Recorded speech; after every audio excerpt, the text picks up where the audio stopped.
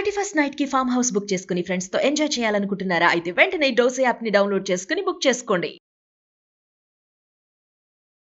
నమస్తే రమ్య గారు. నమస్తే జయ. మనము ఆల్వార్ల గాథలు చెప్పుకుంటూ ఉన్నాం. ఇంకొక ఆల్వార్ గురించి విప్రనారాయణుల కథ చెప్పుకుందాం. ఓ. విప్రనారాయణ సినిమా కూడా ఉంది అవును కదా, ఆ. ఇంచుమించు యాజ్ ఇట్ ఈస్ గా తీశారు. అవునండి, కథలో ఏముందో అదే తీశారు. మాక్సిమం చూపించారు. చోళ దేశంలో అంటే తమిళనాట, ఈ కావేరీ నదీ తీరమే, అక్కడ మండంగుడి అలాంటి పేరున్న ఒక ఊరు. ఇక్కడ ఒక బ్రాహ్మణ కుటుంబంలో ఒక చక్కని కుమారుడు జన్మించాడట. ఆయన తండ్రి చాలా విశేషంగా శాస్త్ర పరిజ్ఞానం అవి కలవారు. చక్కగా సౌందర్యవంతుడుగా ఉన్న కుమారుడికి విప్రనారాయణుడు అని పేరు పెట్టారట. నారాయణుడు అంటే విష్ణువు, విప్రనారాయణుడు అంటే బ్రాహ్మణ వైష్ణవుడు అనమాట. అలా పెట్టుకున్నారు పేరు. అయితే చాలా చక్కగా అద్భుతంగా జీవితం సాగేది. అయితే ఈయనకి సంసారం మీద ఆసక్తి లేదు, బాగా భగవద్భక్తిపరుడుగా ఉండేవాడు. ఉండి ఈ మండంగుడి ఈ ఊరిని వదిలిపెట్టి శ్రీరంగానికి చేరారట.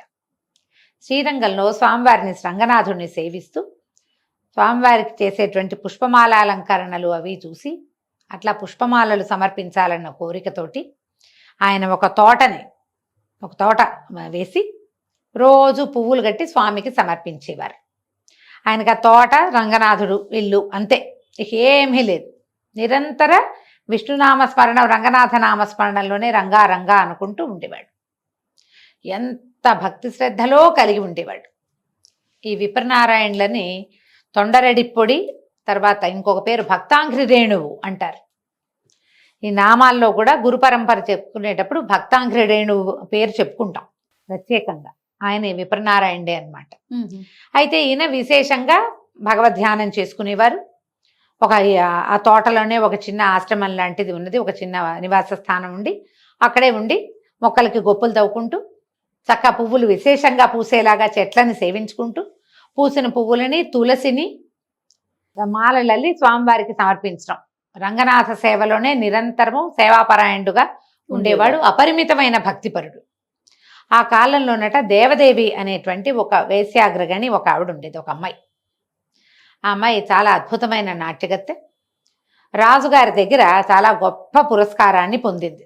అక్క చెల్లి ఇద్దరు రాజాస్థానంలో విశేషంగా నాట్యం చేస్తే ఈ అమ్మాయిని ఈ నాట్యమయూరు లాంటిది ఏదో ఒక బిరుదు ఇచ్చి బోలెడంత బంగారం వస్తువులు అన్నీ ఇచ్చారు. రాజుగారి దగ్గరికి ఏముంది, అనుగ్రహం వస్తే వస్తాయిగా. ఆ వస్తువులన్నీ మోసుకుంటూ అక్క చెల్లి వస్తూ ఈ విప్రనారాయణులు పెంచుకుంటున్నటువంటి తోటలోకి ప్రవేశించారు. వాళ్ళు కాసేపు విశ్రాంతి, ఎంత బాగుంది తోట, కాసేపు విశ్రాంతి తీసుకుందామని ఒక పార్కులోకి వచ్చినట్టుగా లోపలికి తోటలోకి వచ్చారు. ఆ తోటలో ఏమైంది, కాసేపు విశ్రాంతి తీసుకుని ఆహాహా ఎంత బాగుంది, ఎంత బాగున్నాయి, ఆ పువ్వులు ఎంత బాగున్నాయి, చెట్లు ఎంత బాగున్నాయి, కబుర్లు చెప్పుకున్నారు. చల్లగా హాయిగా ఉంది, విశేషమైన సుగంధాలు ఇంటూ తోట ఎంతో మనోహరంగా ఉంది. వీళ్ళు లేచి వస్తూ ఉంటే ఈ విప్రనారాయణులు ఎదురుపడ్డారు. ఆయన రంగడి నామస్మరణలో ఉండి వీళ్ళని చూడలేదు. ఈమె తగిలింది ఆయనకి, తగిలినా కూడా ఆయన పట్టించుకోలే. ఆయన గోల్లో ఆయన ఉన్నాడు. ఈ దేవదేవి ఏమిటి మూడులాగా ఉన్నాడు, వంశత్వం లేదో లేకపోతే పిచ్చివాడో, ఇంత సౌందర్యవతిని యవనవతిని నేను కనపడితే ఈయన నా వైపు చూడలేదు, ఎక్కడైనా ఉంటారే అక్క అందుట అతిశయంతో. ఈ అతిశయం ఏమిటి, ఒకటి యవ్వన గర్వము, సౌందర్య గర్వము, రాజుగారి దగ్గర చాలా ఇవి బహుమతులు పొందటం వల్ల వచ్చినటువంటి అతిశయంతో. అంటే వాళ్ళక్క ఏమందిట, అలా కాదు ఈయన భక్తుడు, పైగా భగవత దీంట్లో ఉంటాడు, ఎప్పుడు ఆయన భగవంతుని తలుచుకుంటున్నాడు, జపంలో ఉన్నాడు. ఆయన భగవద్భక్తుడు అవటం వల్ల ఆయనకేమి స్త్రీ సాహచర్యాన్ని తెలిసినవాడు కాదు, ఆయనకు ఆసక్తి లేదు అనేసరికల్లా ఇలాంటి వాళ్ళని దారిలో పెడితే కదా బాగుండేది, మనకు ఒక ఛాలెంజ్ లాగా ఉంటుందని భావించింది దేవదేవి. అక్కయ్య కేకలేసింది, అట్లా అనకూడదు తప్పు, అయినా నీ వశమవుతుందా అట్లాంటి వాడిని లాగటం. ఆయన చిన్నప్పటి నుంచి భగవద్ధ్యానంలోనే ఉన్నాడు. రంగడు తప్ప ఆయనకి కంటికి రెండో వాడు కనపడ్డు. నువ్వెవరు, నేనెవరు, మన దాని నుంచి, మన మామూలు ప్రపంచం నుంచి ఆయన వేరుగా ఉన్నాడు, అట్లా జరగదని అక్కయ్య చెల్లెల్ని కేకలేసరికి ఈ చెల్లెలు దేవదేవి ఒప్పుకోలే. ఇంకా నా ప్రజ్ఞ ఏముంది, ఇంత సౌందర్యం, నాకు ఇన్ని హోయలు ఉన్నాయి, ఇంత సొగసు ఉంది, ఇంత విలాసం ఉంది, ఇంత తెలివి ఉంది, ఎవరినైనా నేను దారిలో పెట్టగలను, ఇవన్నీ నా దారికి నేను తెచ్చుకుంటానని దేవదేవి అక్కతోటి ఛాలెంజ్ చేసింది. అక్క ఏమందట, నువ్వు గనక ఆ పని చేసావంటే 6 నెలలు నీకు ఊడిగం చేస్తాను నేను అంది. చేయగలిగితే. చెల్లెలు కూడా ఒప్పుకోలేదు. చెల్లెలు ఏమంది, నేను చేయలేకపోతే నేను నీకు 6 నెలలు ఊడిగం చేస్తా, ఇక గజ్జగట్టం, నీకు వెనకాల దాసీది చేసినట్టుగా నీ వెనకాల సేవ చేస్తానని అక్కతో పందెం కట్టింది. వాళ్ళ అక్కయ్యని పంపించేసింది. నగ నట్రా మొత్తం తన మెడలో ఉన్న వస్తువులన్నీ మూట కట్టి ఒక చెట్టు తొర్రలో దాచిపెట్టింది. ఈయన బట్టలు ఆరేసుకుని ఉంచుకుంటాడు అక్కడ. ఆ బట్టల నుంచి ఒక కావి పంచె తీసి కట్టుకుని ఈయన మళ్ళీ ఈయన యువతల విప్రనారాయణులు యువతలకు వచ్చేసరికల్లా కనపడింది. చాలా దీనంగా మొహం పెట్టుకుని నుంచుంది. ఈయనేమో ఎవరో ఏడుపు మొహంతో నుంచునేసరికల్లా సౌందర్యవతిని చూడలేదు, దుఃఖంలో ఉన్న వాళ్ళని చూశాడు ఆయన. ఎవరమ్మా ఏమిటి అని అడిగాడు. మా అమ్మని, మేము ఒక వేశ్యా కులానికి చెందిన అమ్మాయిని, మా అమ్మ నన్ను నాతోటి అక్కడ నేను చేయదలుచుకొని పని చేయాలనుకుంటుంది, నాకు భగవత్ సేవే చేయాలనుంది, రంగణ్ణి సేవించుకోవాలనుంది, నేను భగవంతుడి సేవలో నిమగ్నం అవ్వాలనుకుంటుంటే మా అమ్మాయి నన్ను రసికాగ్రణిని చేయాలని చూస్తోంది, మీ శరణు గోరు వచ్చాను, తోట చూసి పారిపోయి వచ్చి ఇక్కడ దాక్కున్నానండి. ఆయన అయ్యో పాపం అలాగమ్మా ఉండు, ఇక్కడే ఉండన్నాడు. అయ్యమ్మ ఏమో మీరు గుడికి వెళ్ళినప్పుడు నేను తోటను చూసుకుంటాను, ఒక పక్కన ఉండే అవకాశం ఇవ్వండి అని ఆయన బతిమలాడితే ఆయన ఒప్పుకున్నాడు. ఈవిడి దేవదేవి ఇక్కడే ఉండిపోతే ఆయన దారిన ఆయన కృష్ణ రామ రంగా అనుకుంటూ తిరిగేవాడు.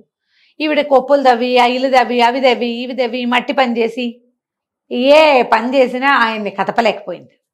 ఆయన ఏం చేయలే. కొన్ని నెలలు గడిచినాయి. ఈవిడ దుఃఖంతో ఓ రోజు నెత్తి మీద చేతులు పెట్టుకుని కూర్చుంది.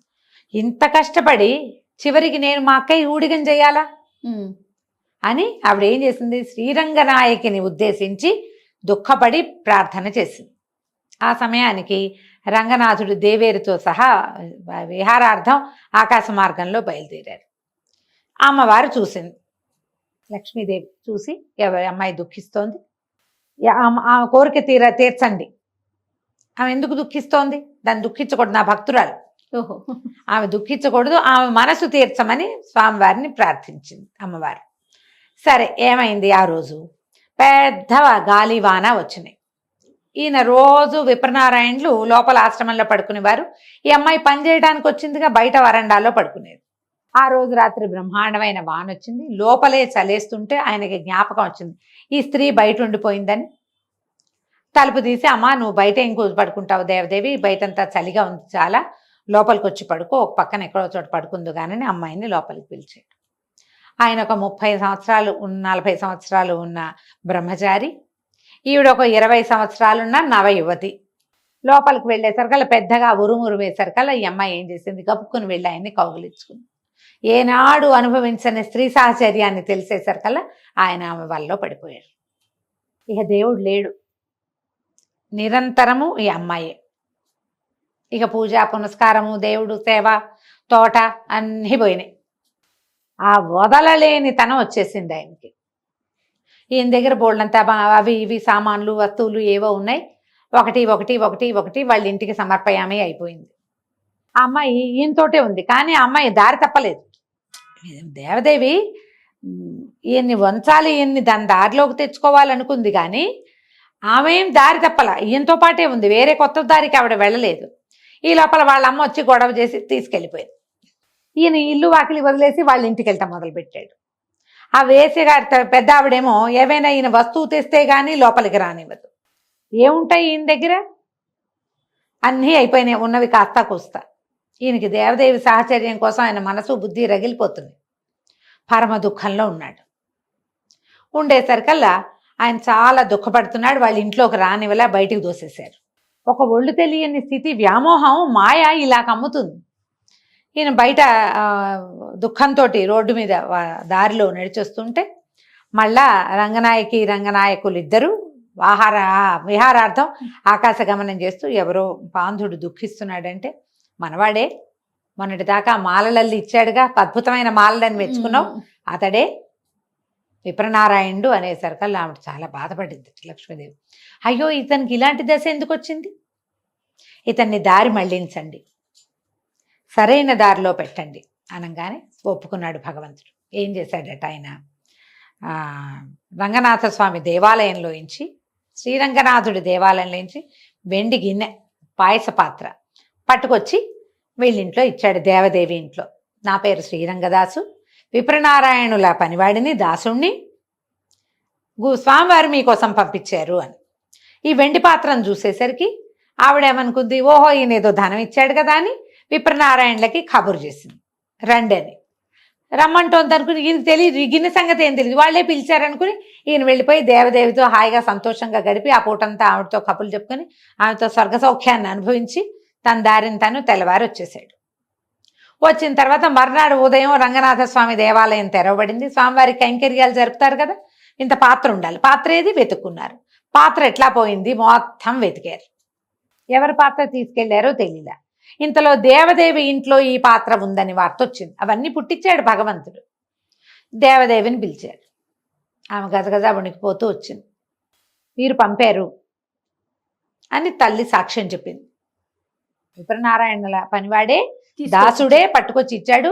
శ్రీరంగదాసు అనే నామధేయం చెప్పాడు అనేసరికల్లా ఇప్పుడు దేవదేవిది తప్పులేదు. ఆమె ఆ అమ్మాయి కులం అది. ఎవరైనా ఒక వస్తువు ఇస్తే, వస్తువులు ఏదో బంగారమో ధనమో ఇస్తే వాళ్ళకి సమయం ఇవ్వడం ఆమె వృత్తి. ఆ కాలంలో అదంతా నడిచేది. దేవదేవిని పంపేశారు. ఇప్పుడు ఈయన దొరికారు. ఈయనేం చెప్పాడు, నేను ఎవరిని పంపించలేదు, నాకు అసలు దాసులే లేరు, నా తోట పని నేనే చేసుకుంటా. మొన్నటిదాకా దేవదేవి సహాయం చేసేది, ఇప్పుడు నేనే చేసుకుంటున్నా, నాకు దాసులు లేరు. కానీ ఆ వస్తువుకి బదులుగా వెళ్ళింది ఎవరు? ఈయనేదే తప్పు కదా. ఇవన్నీ చెరసాల్లో పెట్టారు. ఆయన పరమ దుఃఖంతో, నీ దారి మళ్ళీ నేను ఇట్లాగా స్త్రీ వ్యామోహంలో పడి కదా ఇక్కడికి వచ్చాను, ఈ పాటికి చెట్లకి గొప్పులు తవ్వుతూ పువ్వులు మాలలు అల్లుతూ నీకు సమర్పించి నీ సన్నిధిలో నిలబడవలసిన వాడిని ఇలా చెరసాల్లో నిలబడ్డానంటే నా బుద్ధి ఇట్లా వెళ్ళింది. నేను నీ శరణు నుంచి ఇంకో స్త్రీ సౌఖ్యం కోసం నేను ఎందుకు ఇలా అయిపోయానని ఆయన పరమంగా విపరీతంగా దుఃఖించి ఎన్నో పాటలు పాడేటట్టు. అప్పుడు భగవంతుడు రాజుకి కల్లో కనపడి, ఆ పాత్ర ఇచ్చిన వాడని నేను, వేసికి ఇచ్చిన వస్తువుని వెనక్కి తీసుకోకూడదు, పాత్రని దేవదేవికి ఇచ్చేసేయమని, విప్రనారాయణుడిని వదిలిపెట్టమని భగవంతుడు స్వప్నాదేశం ఇచ్చాడట ఆ రాజుగారికి, శ్రీరంగంలో ఉన్న రాజుకి. వెంటనే రాజు తెల్లవారుగానే పాత్రనేమో దేవదేవికి పంపేశాడు, విప్రనారాయణులని విడిపించారు.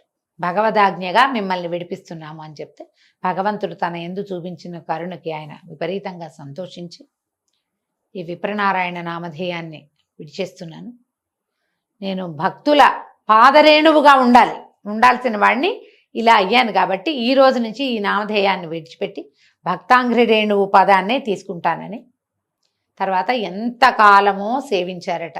కొన్ని కథల్లో, 1-2 కథల్లో ఏం చెప్తారంటే దేవదేవి కూడా ఇంకా తన వృత్తిని విడిచిపెట్టి వీరితో పాటే రంగణ్ణి సేవించిందని చెప్తారు. సుఖాంతాలు చేస్తారు కాబట్టి అట్లా కనపడదు. ఆయన ఆ వ్యామోహంలోంచి బయటకు వచ్చేసి తర్వాత ఈ తొండరడి పొడి పేరుతోటి ఎన్నో పాసురాలు రచించారు రంగనాథుల మీద. తర్వాత ఇప్పుడు స్వామివారిలోనే లీనమైపోయారని చెప్తారు. ఈ విప్రనారాయణ కథ సినిమా కూడా చాలా బాగుంటుంది. అప్పుడు పాతకాలంలో అంటే కథలకి ఎక్కువ జిలుగులు వద్దటం ఆనాటి పద్ధతి కాదు. ఇప్పుడు మనం భక్తుల కథల్ని కూడా అందులో ఏవో 2-3 అద్భుతమైన సన్నివేశాలు జనాకర్షణ కోసం పెట్టే పద్ధతి ఇప్పుడు వచ్చింది. కానీ అంటే ఇది కమర్షియల్గా వెళ్ళాలన్న ఉద్దేశం అయి ఉంటుంది. ఎవరి జీవితాల్లో అయినా అలాంటి కోణాలు ఉండొచ్చు, ఉంటాయి కూడా. ఉన్నా కూడా వీళ్ళు మహాభక్తులు అయినప్పుడు ఈ కోణాన్ని ఎందుకు చూపించాలి? హైలైట్ చేయక్కర్లేదు. అంత హైలైట్ అవ్వకుండా అది కలర్ పిక్చర్ కూడా కాకపోవటం వల్ల విప్రనారాయణ చిత్రం కొంచెం బాగున్నట్టే కనపడుతుంది. నేను ఎప్పుడో చూసా చాలా ఏళ్ల క్రితం. నిజంగానే ఇలా జరిగిందట. ఇది ఈ తొండరెడ్డిపొడి ఆళ్వార్ ఏమనాలి, వీరిని భక్తాంఘ్రి రేణువు వారి పేరు. ఈ ఆళ్వార్ల కథ ఇలా చెప్పబడుతుంది. చాలా బాగుంది రమ్మ గారు, చాలా సంతోషం. నమస్తే. నమస్తే.